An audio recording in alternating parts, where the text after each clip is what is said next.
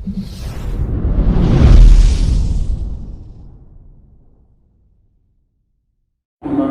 اولادکم، اللہ تمہاری اولاد کی وراثت کے حصوں کے متعلق تمہیں یہ حکم دیتا ہے کہ للذکر مثل حظ الانثیین، کہ مرد کو یعنی میت کے ایک بیٹے کا حصہ دو بیٹیوں کے برابر ہے۔ فإن كن نساء فوق اثنتین، اگر وہ دو بیٹیاں ہوں، اگر صرف بیٹیاں ہوں اور دو یا دو سے زائد ہوں، فلہن ثلث ما ترک، تو ان کو کل حصے کا یعنی کل ترکے کا 2/3 دیا جائے گا۔ وإن كانت واحدة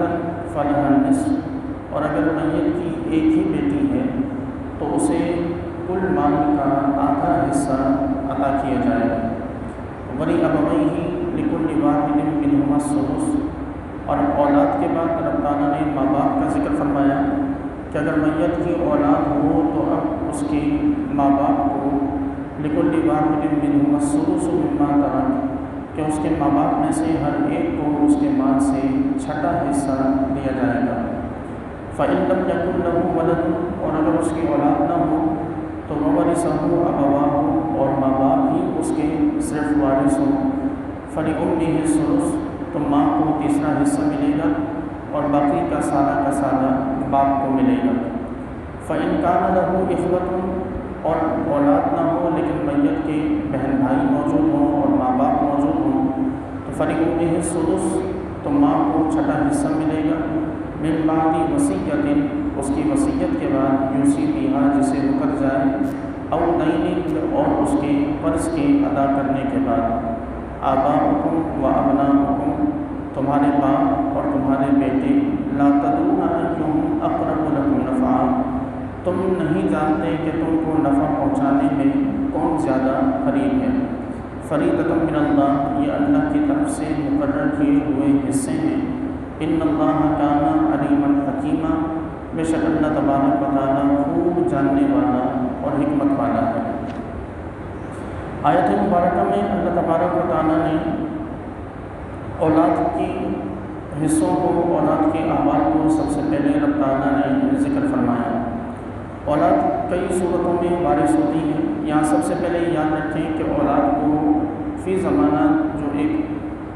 چیز پائی جاتی ہے، اولاد کو اپنی جائیداد سے آف کر دینا، تو شرعاً اس کی کوئی حیثیت اور کوئی اس کی منظوری نہیں ہے، کوئی اس کا جواز نہیں ہے۔ اگر کوئی شخص اپنی زندگی میں اپنی اولاد کو آف کر دیتا ہے، اپنی جائیداد سے لاتعلق کر دیتا ہے، تو شرعی طور پر اس کا یہ آف کر دینا کسی بھی طرح قابل قبول نہیں ہے۔ اس کی وہ اولاد اس کی موت کے بعد پھر بھی اس کی وراثت میں سے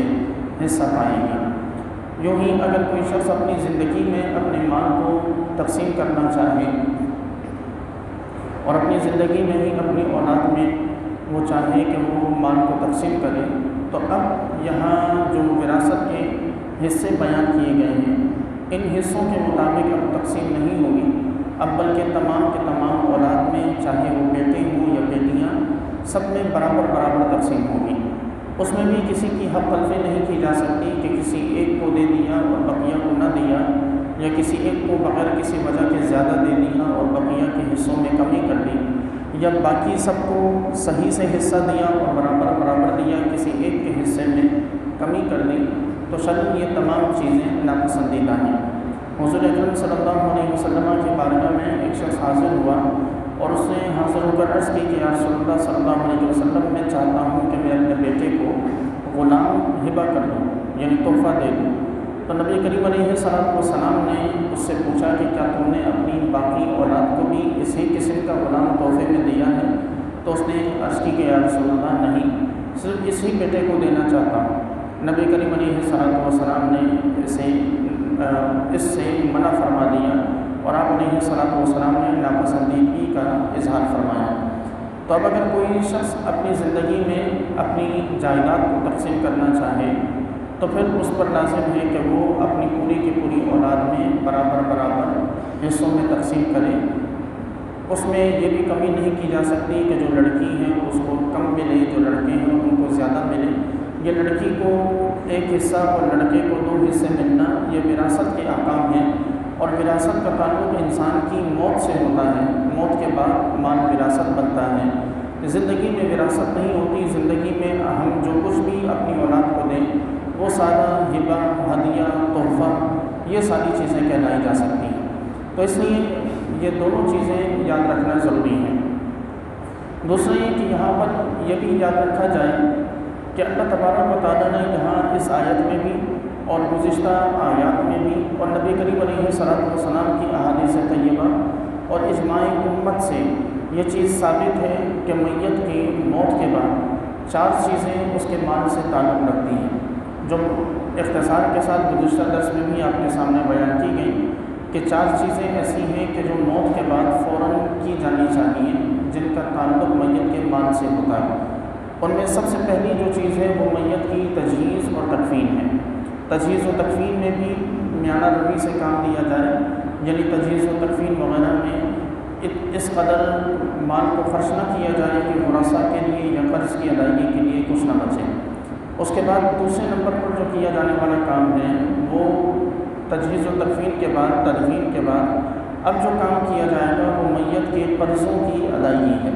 یعنی میت پر شریک جتنے قرض لازم ہیں یا لوگوں کے جتنے قرض لازم ہیں ان قرضوں کو ادا کیا جائے، یہ ضروری ہے۔ اگر ان کی ادائیگی کے بغیر وراثت کو تقسیم کر دیا تو یہ وراثت میں حصہ پانے والے بھی گنہگار ہوں گے اور میت تو اپنے قرضوں کی وجہ سے ویسے ہی پکڑ اور گرفت میں ہوں گی۔ تو اس لیے سب سے پہلے تدفین کے بعد جو سب سے پہلے کیا جانے والا کام ہے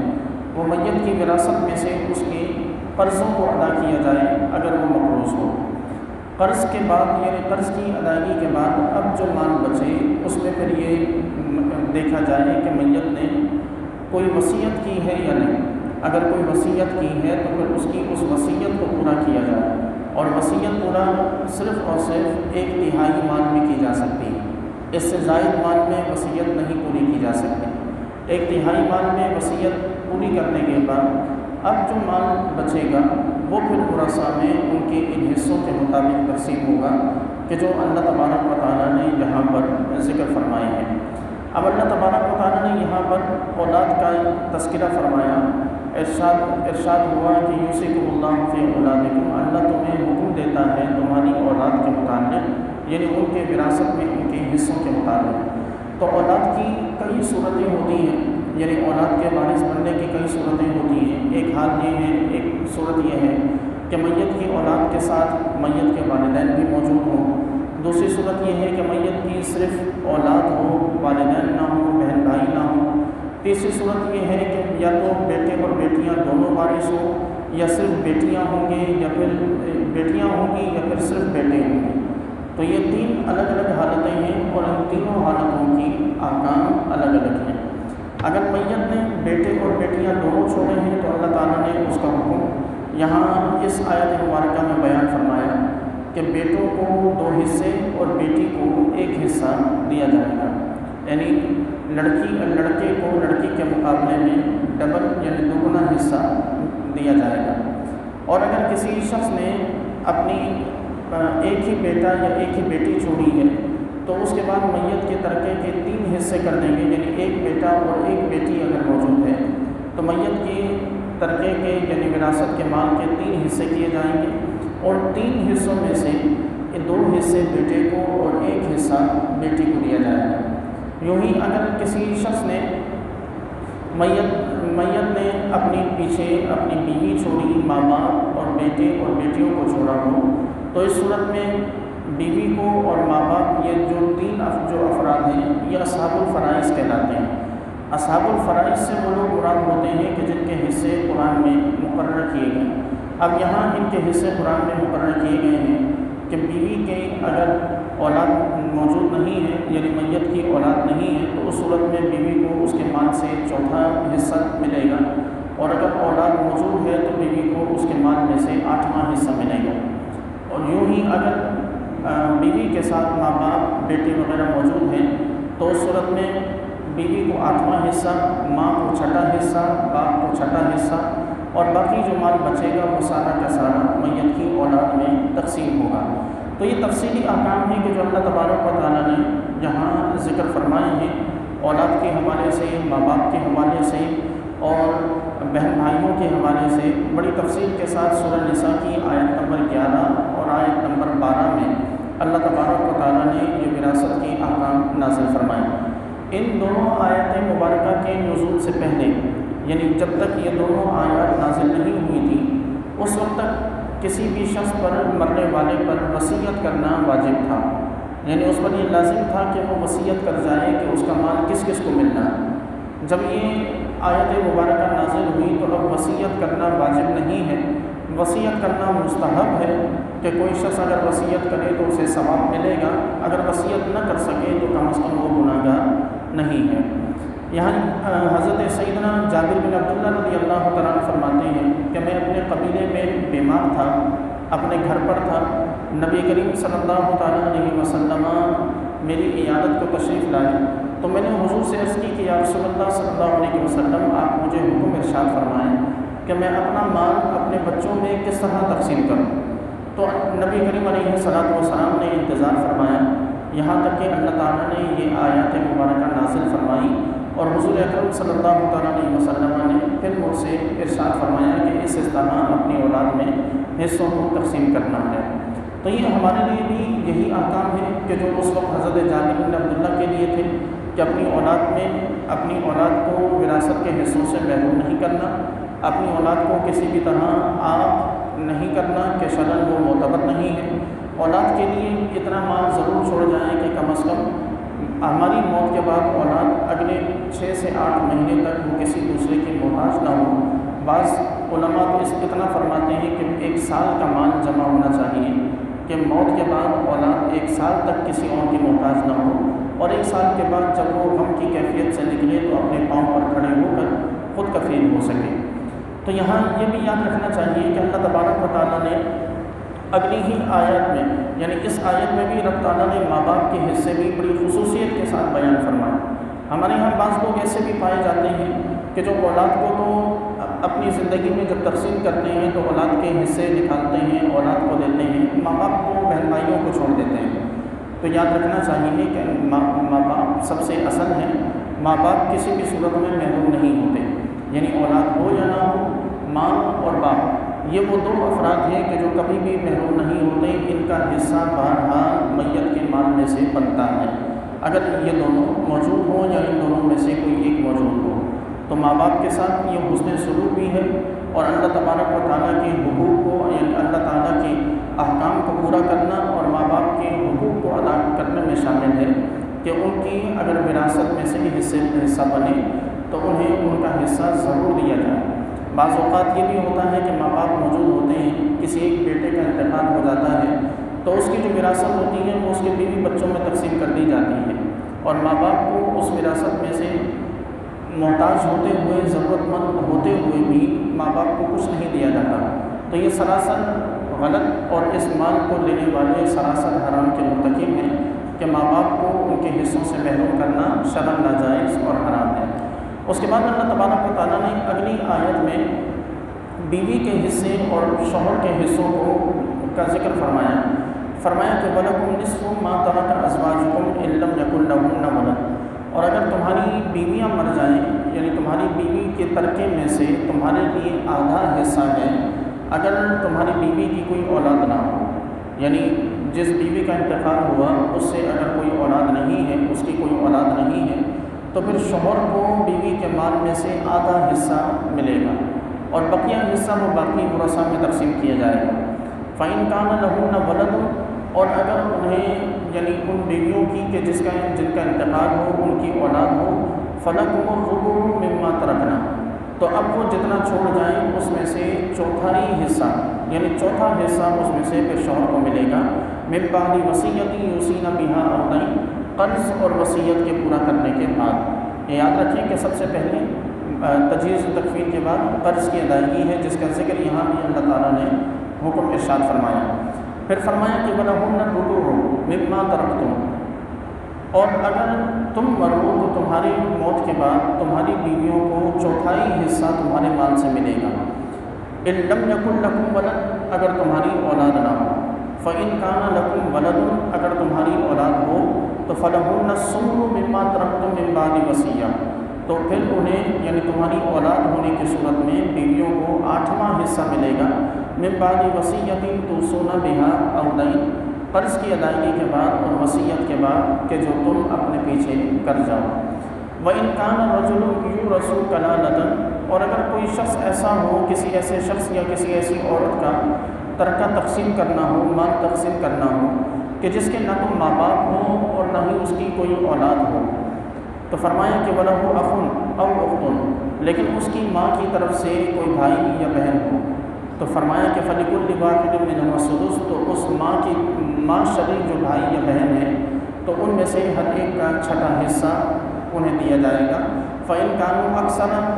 مِنْ ذَلِكَ، اور اگر وہ ایک سے زیادہ ہوں تو فَهُمْ شُرَكَاءُ فِي الثُّلُثِ مِنْ بَعْدِ وَصِيَّةٍ، تو انہیں پھر پورے کے پورے مال کے 1/3 میں سب کو برابر برابر حصہ دیا جائے گا۔ من بعد وصیت یوصی بہا،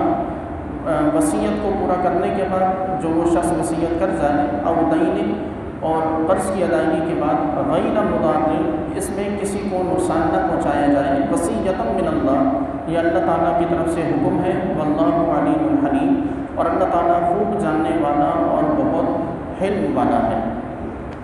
اب خلاصتاً ان آیات مبارکہ کو دیکھیں تو اللہ تبارک و تعالیٰ نے ان دونوں آیات میں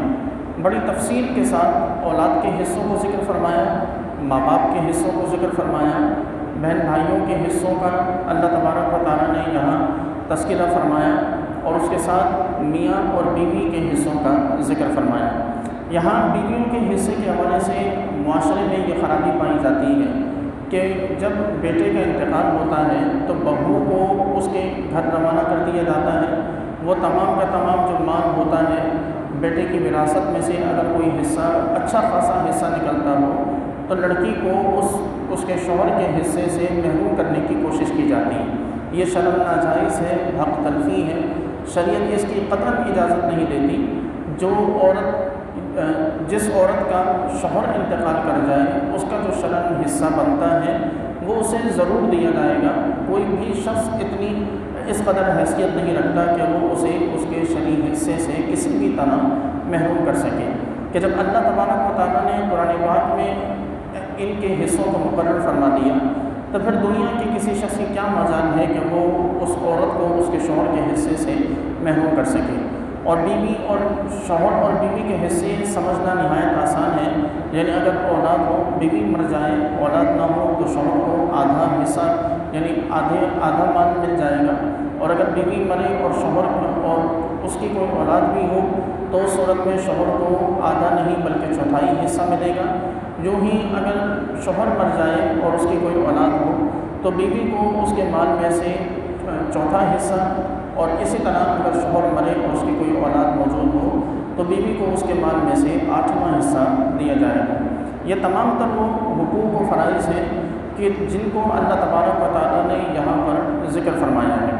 پھر ارشاد فرمایا کہ تلک حدود اللہ، کوئی شخص ان حصوں کو، ان چیزوں کو معمولی نہ سمجھے کہ یہ چیزیں، یہ حصے محض اللہ نے بیان کر دیے، عمل کریں یا نہ کریں یہ ہماری مرضی ہے، یا جس طرح ہم دیگر احکام کو ہوا میں اڑا دیتے ہیں اس طرح یہ احکام بھی اسی طرح ہیں اور مستحبات کے درجے میں ہیں،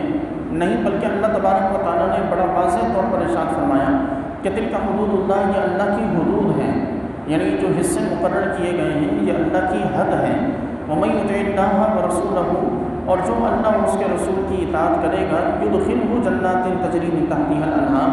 اللہ تعالیٰ انہیں اس کو ان جنتوں میں داخل کرے گا کہ جن کے نیچے دریا بہتے ہیں، خالدین فیہا، وہ اس میں ہمیشہ رہیں گے، وذالک الفوز العظیم، اور یہ بہت بڑی کامیابی ہے۔ اور جو نافرمانی کرے اس کے لیے فرمایا کہ وَمَن یعصِ اللَّهَ وَرَسُولَهُ وَیَتَعَدَّ حُدُودَهُ، اور جو اللہ اور اس کے رسول کی نافرمانی کرے اور اس کی حدود سے تجاوز کرے، یعنی وراثت کے ان حصوں میں جو اللہ نے بیان کیے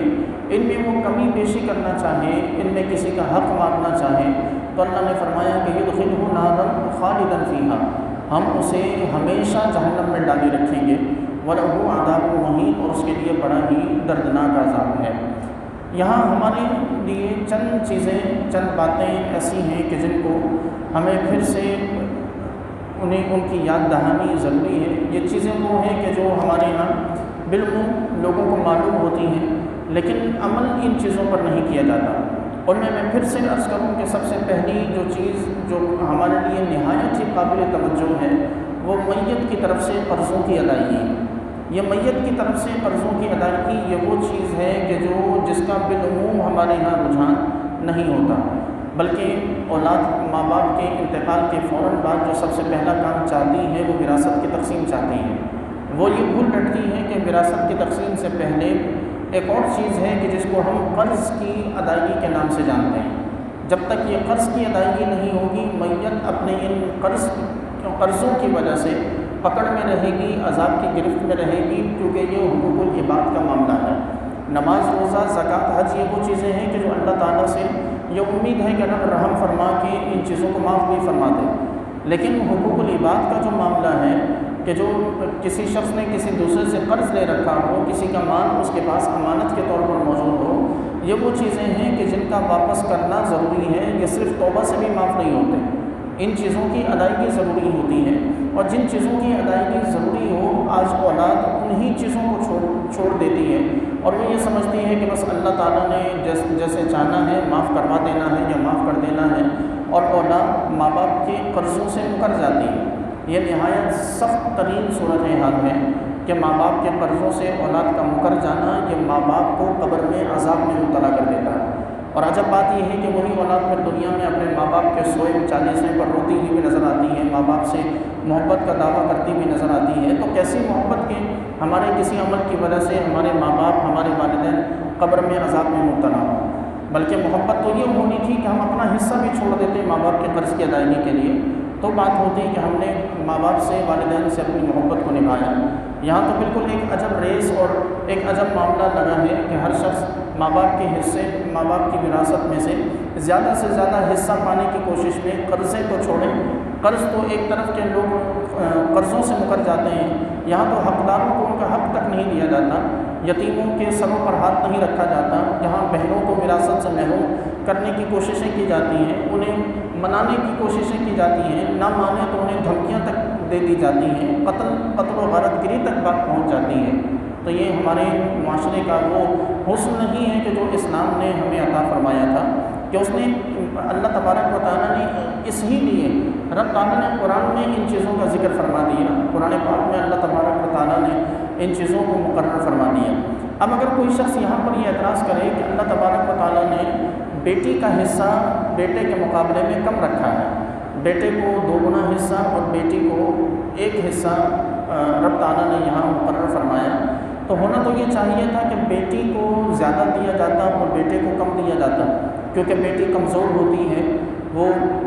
مالی طور پر بھی کمزور ہوتی ہے، باہر نکل کے وہ اس کے لیے کمانے کی اجازت بھی بعض صورتوں میں نہیں ہوتی، وہ عقلاً بھی اس طور پر کمزور ہے کہ اسے کوئی بھی جذباتی انداز میں دھوکہ دے سکتا ہے، مال میں نقصان پہنچ سکتا ہے، اور بہت سی ایسی چیزیں ہیں کہ جن کی وجہ سے اگر دیکھا جائے تو بیٹی کمزور نظر آتی ہے، تو اس وجہ سے بیٹی کو زیادہ حصہ ملنا چاہیے تھا، بیٹے کو کم حصہ دیا جانا چاہیے تھا۔ تو اس کا جواب یہ ہے کہ اللہ تبارک و تعالیٰ نے یہاں پر کمزوری یا مضبوطی کو نہیں دیکھا ہے۔ رب کائنات نے جس چیز کی بنیاد پر حصوں کو مقرر فرمایا وہ ذمہ داریاں ہیں، جس کی ذمہ داریاں جس قدر زیادہ ہیں اللہ تعالیٰ نے اسے اتنا ہی زیادہ مال عطا فرمایا۔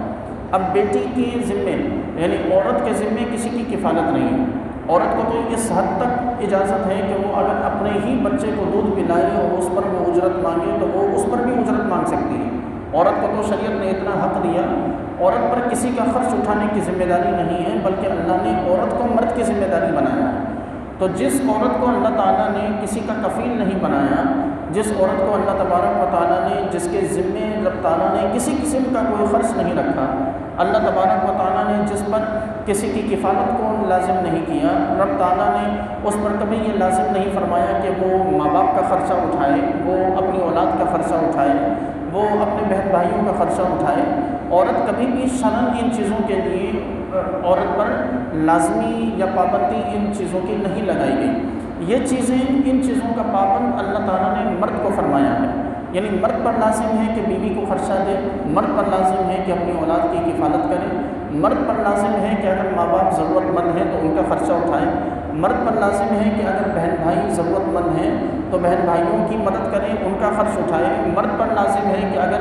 اپنے علاقے محلے میں کوئی پڑوس میں کوئی یتیم ہے، بے سہارا ہے، لاوارث ہے، مرد پر لازم ہے کہ ان کی مدد کرے۔ عورت کو رب تعالیٰ نے کبھی ان چیزوں کا پابند نہیں فرمایا، ہاں جو کرتی ہیں ثواب ضرور پاتی ہیں، ایسا نہیں ہے کہ جو کرے تو ثواب بھی نہیں، جو کرتی ہیں وہ ثواب ضرور پاتی ہیں۔ کوئی عورت اگر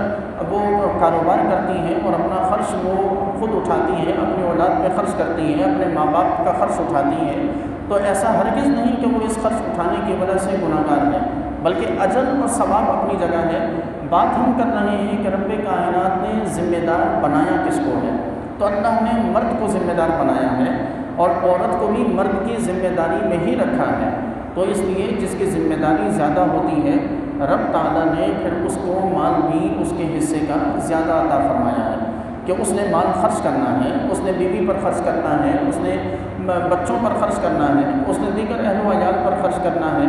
وہ مرد گھر سے باہر لوگوں کی تجہیز و تکفین میں کام آتا ہے، مرد گھروں سے باہر فلاحی ذمہ داریاں سر انجام دیتے ہوئے نظر آتا ہے، سماجی کام کرتے ہوئے دکھتا ہے۔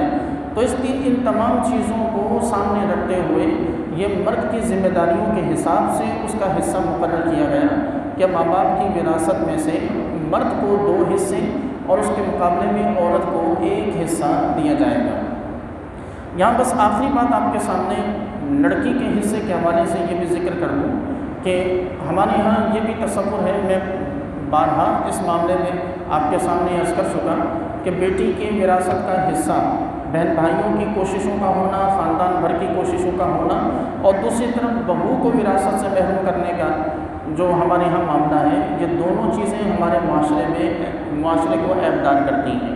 یہ دونوں وہ چیزیں ہیں کہ جو اسلام کے حسن کو پامال کرتی ہیں، جو اسلام کی تعلیمات سے سراسر غداری ہے کہ بہو کو اپنے بیٹے کے حصے سے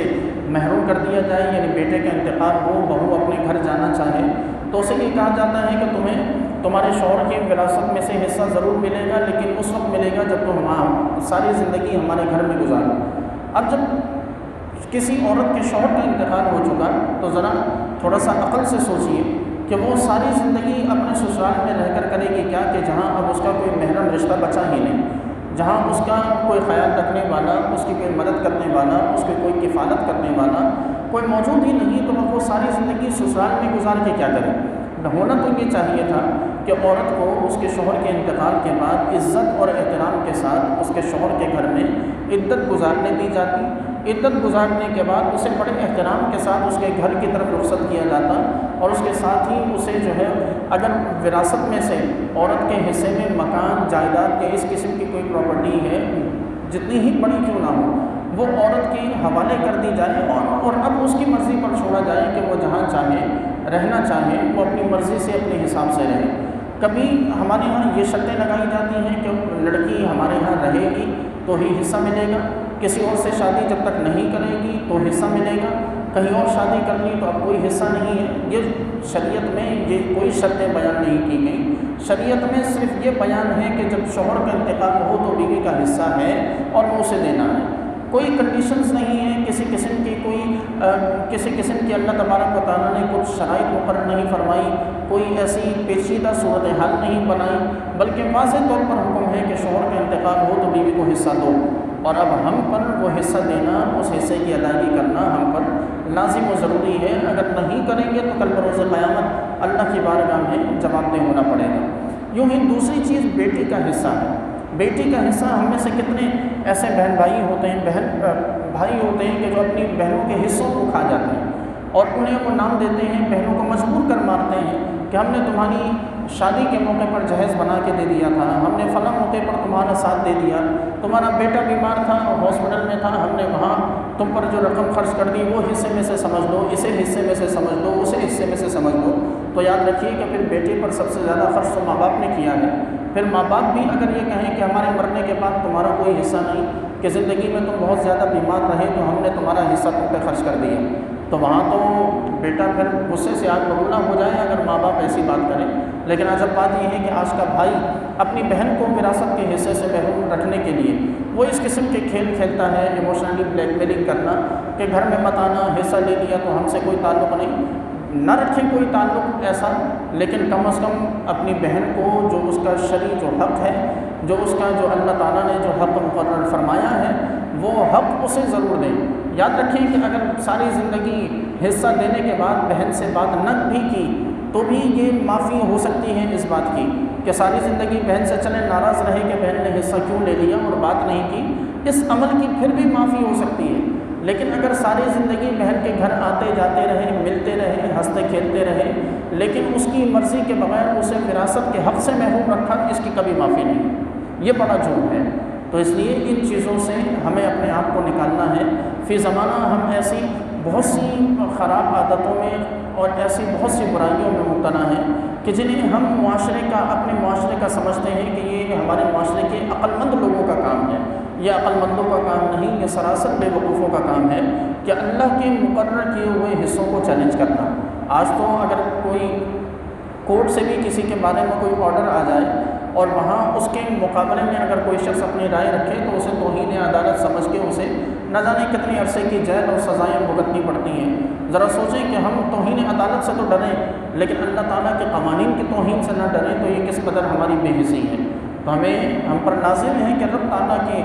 قوانین کی توہین سے اپنے آپ کو بچائیں۔ اللہ کے قوانین کی جب توہین کر دی تو اس کے بعد پھر زندگی میں کوئی نیکی یا آخرت میں کسی قسم کا کوئی ہمارا نیک عمل ہمارے کسی کام نہیں آنا ہے۔ تو بس پیغام یہی ہے کہ یہ تمام وہ حصے ہیں کہ جو اللہ نے مقرر فرمائے، ان حصوں کو جاننا چاہیے، ان حصوں کو سمجھنا چاہیے، کم از کم اتنی سمجھ بوجھ ضرور ہونی چاہیے ان وراثت کے ان معاملات کے حوالے سے کہ ہر شخص کو یہ پتہ ہو کہ میت کے انتقال کے بعد کیا کیا کیا جاتا ہے۔ ہمارے یہاں انتقال کے بعد ایک اور چیز، آخری بات ذہن میں آئی ہوں عرض کروں کہ انتقال کے بعد ایک اور میں تو یہ سمجھتا ہوں کہ جس کے گھر فوتگی ہوئی یہ اس کے منہ پر تمانچہ مارنے والی بات ہے، یا اسے جوتا اس کے منہ پہ مارنے والی بات ہے، یعنی اسے ذلیل و رسوا کرنے والی بات ہے کہ اس کے گھر سے میت کے انتقال کے بعد اس کے گھر والوں سے کھانا کھا کے اٹھنا۔ میں ہمیشہ اس معاملے میں عرض کرتا ہوں کہ تجہیز و تکفین کے بعد ہمارا پورا کا پورا محلہ، پورا علاقہ بیٹھ جائے گا، جس کے گھر انتقال ہوا، جس کے گھر فوتگی ہوئی، اس کے گھر کے باہر ٹینٹ لگے ہوں گے، لوگ بیٹھ جائیں گے اور وہاں بیٹھ کر لوگ کھانا کھائیں گے، اور باقاعدہ وہ کھانا، اس کا ٹیسٹ، اس کا ذائقہ، وہ کہاں سے بن کے آیا، یہ پورا ٹیسٹ، یہ پورا ڈسکس کیا جا رہا ہوتا ہے۔ یہ وہ چیز ہے کہ جو دین کی تعلیمات کے سراسر خلاف اور معاشرے کی اقدار کو مردہ کر دینے والی عادت ہے۔ اسلام نے تو یہ تصور دیا تھا کہ جس کے گھر میں فوتگی ہو اس کے اہل و عیال اگر کھانا نہ کھاتے ہوں تو آس پڑوس والے زبردستی انہیں کھانا کھلائیں۔ ان کے اہل و عیال یعنی میت کے اہل و عیال اگر ان کے گھر میں ایک مہمان آ گئے ہوں اور میت کے اہل و عیال اپنے ہوش میں نہ ہوں تو پڑوس والوں پر لازم کیا گیا تھا کہ وہ کھانا بنا کر لے کر جائیں اور ان کے گھروں میں موجود مہمانوں کو وہ اپنے ہاتھوں سے کھلائیں۔ اتنا تک روایات میں اور اتنا تک ہماری تعلیمات میں موجود ہے کہ اگر انتقال کے بعد بیٹا بیٹی نہ کھاتے ہوں تو یہ حکم ہے کہ زبردستی منہ میں ٹھسا کے انہیں کھلایا جائے۔ شریعت ہمیں یہ پابند کر رہی ہے، اور ہمارا حال یہ ہے کہ باپ کا انتقال ہوا، بیٹا اپنے باپ کے غم میں ہے اور باہر لوگ آ کے اس بات پہ لڑائی کر رہے ہیں کہ کھانا ہمیں ملا یا ہمیں نہیں ملا۔ تو یہ ہماری اقدار بالکل ختم کر دینے والی حرکت ہے۔ تو گھر والا خود کہہ کہ نہیں ہم کھانا ہم نے کھا کسی کا لے رہے ہم اپنی بنائیے، اب کیا کریں؟ کھانا جس کے گھر میت ہوئی ہے وہ کہہ رہے نہیں ہم اپنا کھانا خود بنائیں گے، کسی کا کھانا نہیں کھا رہے، کیا کریں؟ اچھا ایک اور بتا رہا تھا کہ جیسے کمبائنڈ وراثت ہوتی ہے، بچوں 6 سال 4 بچے جیسا کمبائنڈ وراثت ہے، اب اس کمبائنڈ وراثت کو کس طرح سے تقسیم کریں؟ یہ پوچھا گیا کہ اگر یہ جو ابھی عرض کیا کہ میت کے اہل و عیال کے لیے کھانا لے کر جایا جائے تو اگر وہ افراد یعنی جو اہل خانہ ہیں وہ یہ کہیں کہ ہم خود اپنا کھانا بنا کے کھائیں گے، ہم کسی کے گھر کا کھانا نہیں کھائیں گے، تو ٹھیک ہے، یہ ان کی مرضی ہے۔ شریعت ہمیں اس حد تک ہم پر لازم کرتی ہے کہ جس حد تک ہم کر سکیں۔ شریعت نے ہم پر یہ لازم نہیں کیا کہ کوئی اگر کسی اپنے گھر میں کھانا بنا رہا ہے تو بھی زبردستی اسے کھلایا جائے۔ یہ باتیں اس وقت کے لیے کی جا رہی ہیں کہ بعض گھروں میں یہ حالت ہوتی ہے کہ باپ کا انتقال ہوا، گھر والوں کی کنڈیشن ایسی نہیں ہوتی، نہ ذہنی طور پر یا کبھی مالی طور پر جب وہ کھانا بنا کے کھا سکیں یا اپنے مہمانوں کو کھلا سکیں، تو اس وقت پڑوسیوں پر لازم کیا گیا کہ وہ کھانا بنائیں، وہ اپنے گھروں میں کھانا تیار کریں، وہ ان کے گھروں میں لے کر جائیں، انہیں زبردستی کھلائیں، ان کے مہمانوں کو کھلائیں۔ ہاں جس گھر میں نارمل ماحول ہو، لوگ کھانا خود بنا رہے ہوں، کھا رہے ہوں، تو وہاں پھر شریعت ایسا کچھ لازم نہیں کرتی۔ دوسرا یہ پوچھا گیا کہ وہ جہاں کمبائنڈ یعنی سسٹم ہو جائے کہ اولاد ہے، اولاد کی اولاد موجود ہو، سارے بہن بھائی اکٹھے موجود ہوں، تو ان کی وراثت میں تقسیم کس طرح ہوگی، تو ایک بڑا پیچیدہ مسئلہ بن جاتا ہے۔ اس کے لیے دارالفتہ میں آئیں تو انشاءاللہ عزیز آپ کو باقاعدہ تحریری طور پر اس کا جواب بھی مل جائے گا۔ بس اتنا یاد رکھیں کہ شریعت نے جو حصے مقرر کر دیے ہیں وہ کمبائنڈ ہوں یا الگ الگ لوگ رہتے ہوں، کسی بھی صورت میں ہو، ان کے ان حصوں کو ان تک پہنچانا یہ ضروری ہے۔ اگر اس میں کوتاہی کی تو کل بروز قیامت اللہ تعالیٰ کی بارگاہ میں پکڑ ہوگی۔ خالق کائنات سے دعا ہے کہ پروردگار ہم سب کو عمل کے